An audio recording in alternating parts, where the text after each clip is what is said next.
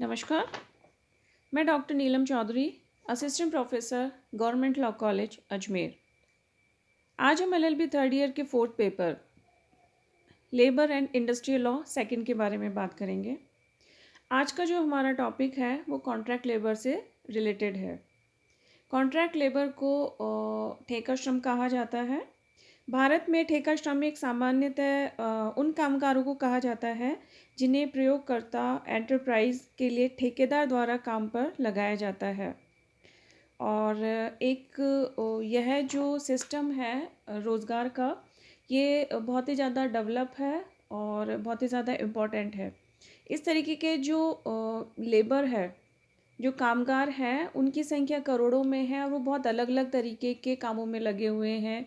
जैसे आपका एग्रीकल्चर, कृषि से संबंधित हो गया, बागानों से संबंधित हो गया, मैन्युफैक्चरिंग, निर्माण से संबंधित हो गया, बंदरगाह, तेल फैक्ट्री, रेलवे, सड़क, इस तरीके के बहुत सारे काम हैं जिनमें इस तरीके का लेबर लगा हुआ है।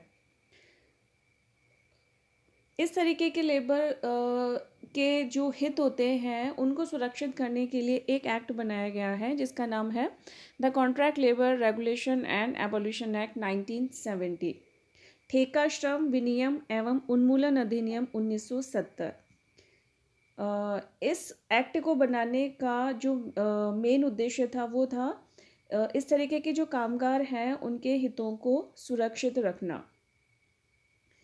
ये जो एक्ट है ऐसे जगहों पे लागू होता है जहाँ पे 20 या 20 से अधिक कर्मचारी काम करते हों, और ये सरकार एवं सार्वजनिक प्राधिकरणों की स्थापनाओं पर भी यह लागू होता है। इस एक्ट को जब हम लोग डिटेल में पढ़ेंगे तो हम लोग देखते हैं कि इस एक्ट में एडवाइजरी बोर्ड के बारे में बताया गया है, और जिसमें अलग अलग जो रिप्रेजेंटेटिव होते हैं, फिर चाहे वो एम्प्लॉयर के हो सकते हैं, श्रमिकों के हो सकते हैं, गवर्नमेंट के होते हैं, ये सब मिलकर एक एडवाइजरी बोर्ड बनाते हैं जिसका काम होता है कि जब कभी भी इस एक्ट को लागू किया जाता है, उसमें अगर किसी भी तरीके की प्रॉब्लम आती है या नए नए क्वेश्चंस रेज होते हैं तो उनके ऊपर सलाह देने का ये काम करते हैं। इसी एक्ट के माध्यम से जो स्थापनाएं होते हैं, जो इस्टेब्लिशमेंट्स होते हैं, उनके रजिस्ट्रेशन की बात की जाती है कि उनका रजिस्ट्रेशन होगा, फिर उनको लाइसेंस मिलेगा, ताकि उसके द्वारा जो गवर्नमेंट है वो इसमें काम करने वाले लोगों के राइट्स को वो सिक्योर कर पाए। वो वहाँ पे उनके जो वेलफेयर है, जो कामगार हैं उनके वेलफेयर के लिए काम कर पाए। एक तरीके से हम ये कह सकते हैं कि इस एक्ट के द्वारा उन व्यक्तियों को सोशल और इकोनॉमिक सिक्योरिटी दी जाती है कि उनके सामाजिक और आर्थिक हितों की सुरक्षा की जाती है। इस एक्ट के माध्यम से प्रावधान किए गए हैं कि जो इस तरीके का जो लेबर होगा उसके लिए कैंटीन फैसिलिटी होनी चाहिए, उसके लिए रेस्ट रूम, विश्राम गृह होने चाहिए, उनको मेडिकल फैसिलिटी होनी चाहिए। इस तरीके से ये जो एक्ट है इसके द्वारा जितने भी कॉन्ट्रैक्ट लेबर होते हैं उनके विकास के बारे में बात की गई है। नेक्स्ट हम इसमें बात करते हैं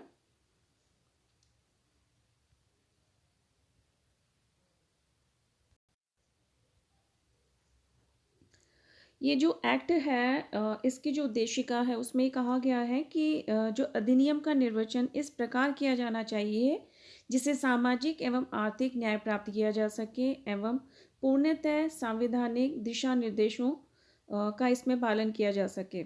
हमारे संविधान का जो आर्टिकल 39(2) है अ, उसके संदर्भ में इस एक्ट को देखा जाना चाहिए, जहाँ पे कि राज्य को अपनी नीतियाँ इस तरीके से निर्दिष्ट करनी चाहिए जिससे कि जो स्त्री और पुरुष है दोनों ही नागरिकों को समान रूप से जीविकापार्जन के पर्याप्त साधन प्राप्त हो सकें, और इस संबंध में जो ये एक्ट है उसका इंटरप्रिटेशन इस तरीके से किया जाए कि उन सभी के हितों को सुरक्षित रखा जा सके। और एक तरीके से हम कह सकते हैं कि जो कॉन्ट्रैक्ट लेबर है उसके सामाजिक और आर्थिक दोनों ही हितों को सुरक्षित रखा जा सके, और उन्होंने इकोनॉमिक और जो सोशल हैं उनको दोनों ही तरीके का जस्टिस मिल सके। अब हम देखते हैं इस एक्ट के बारे में, किस एक्ट में क्या क्या बताया गया है। इस एक्ट में टोटल 35 सेक्शंस हैं। इन 35 सेक्शंस को 7 चैप्टर्स 7 अध्यायों में विभाजित किया गया है। सबसे पहले आता है इसमें चैप्टर वन प्रारंभिक, उसमें 2 सेक्शन दिए गए हैं, सेक्शन 1 और सेक्शन 2। जो सेक्शन 1 है वो हमें बताता है कि एक्ट का नाम क्या है, इसका एक्सटेंट कहाँ कहाँ पे है, ये एक्ट कब लागू हुआ। ठीक है। सेक्शन 2 बाकी के एक्ट्स की तरह हम देखते हैं कि डेफिनेशन क्लॉज परिभाषा खंड होता है, ताकि इस एक्ट में जहाँ जिन शब्दों का प्रयोग किया गया है उनका एक्चुअल मीनिंग क्या है। नेक्स्ट आता है चैप्टर सेकंड अध्याय 2, जिसका नाम है द एडवाइजरी बोर्ड्स, सलाहकार बोर्ड। इसमें सेक्शन 3 से लेकर सेक्शन 5 तक बताए गए हैं, जिसमें किस तरीके से जो सेंट्रल एडवाइजरी बोर्ड है वो कैसा होगा, स्टेट एडवाइजरी बोर्ड कैसा होगा, और उनको क्या क्या शक्तियाँ प्राप्त होती हैं। नेक्स्ट है चैप्टर 3 अध्याय 3, ठेका श्रमिकों को नियोजित करने वाले स्थापनों का रजिस्ट्रीकरण, registration of establishment employing contract labour. इसमें सेक्शन 6 से लेकर सेक्शन 10 तक दिए गए हैं, और इसमें बताया गया है कि जो रजिस्ट्रेशन अथॉरिटी होगी वो उसका अपॉइंटमेंट किस तरीके से होगा, रजिस्ट्रेशन का प्रोसीजर क्या होगा, और अगर किसी इस्टेब्लिशमेंट ने रजिस्ट्रेशन नहीं करवाया है तो उसका क्या इफ़ेक्ट होगा। इस तरीके से इस चैप्टर में ये सारी चीज़ें बताई गई हैं। नेक्स्ट है चैप्टर 4 अध्याय 4, जिसमें है ठेकेदारों का अनुज्ञापन, लाइसेंस ऑफ कॉन्ट्रैक्टर्स।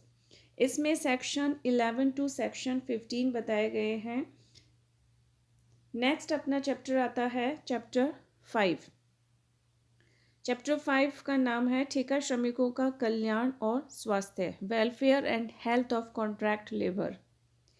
इसमें सेक्शन 16 से लेकर सेक्शन 21 तक दिए गए हैं, जिसमें बताया गया है कि कैंटीन की फैसिलिटी होनी चाहिए, आपका जो रेस्ट रूम है उनकी होनी चाहिए, और दूसरी भी बहुत सारी फैसिलिटीज़ हैं। मेडिकल से रिलेटेड इन फैसिलिटीज़ की बात करता है। नेक्स्ट आता है चैप्टर 6, जिसका नाम है शास्तियाँ और प्रक्रिया, पेनल्टीज़ एंड प्रोसीजर। इस अध्याय में दिए गए हैं सेक्शन 22 से लेकर सेक्शन 27 तक, और इन सेक्शंस में बताया गया है कि किस किस मामले में पेनल्टी लगाई जा सकती है और कितने की पेनल्टी लगाई जा सकती है। जो भी अपराध किए जा रहे हैं उनका कॉग्निजेंस संज्ञान किस प्रकार से लिया जाएगा, अगर किसी कंपनी ने कोई अपराध किया है तो उसे किस तरीके से देखा जाएगा। तो ये सारी चीज़ें बताई गई हैं अध्याय 6 में। अंतिम अध्याय जो आता है वो है चैप्टर 7 अध्याय 7, जिसका नाम है प्रकीर्ण या मिसलेनियस। इसमें सेक्शन 28 से लेकर सेक्शन 35 तक बताया गया है। इसमें सारी चीज़ें बताई गई हैं कि किस तरीके से नियम बनाने की शक्तियाँ होंगी, अगर कोई प्रॉब्लम आती है तो उसको किस तरीके से दूर किया जाएगा।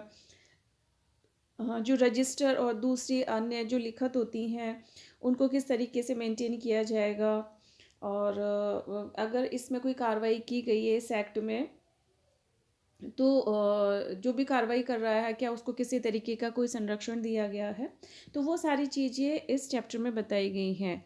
तो इस तरीके से हम देख सकते हैं कि जो आपका पूरा एक्ट है उसको 7 चैप्टर्स में डिवाइड कर दिया गया है, जिसमें हम सेक्शन 1 से लेकर सेक्शन 35 तक पढ़ेंगे। तो ये था एक छोटा सा इंट्रोडक्शन या हमारा जो एक्ट है जिसका नाम the contract labour regulation and abolition act 1970। Next class में हम लोग डिटेल में 1 बाय 1 चैप्टर्स पढ़ेंगे। तो आज के लिए इतना ही, धन्यवाद।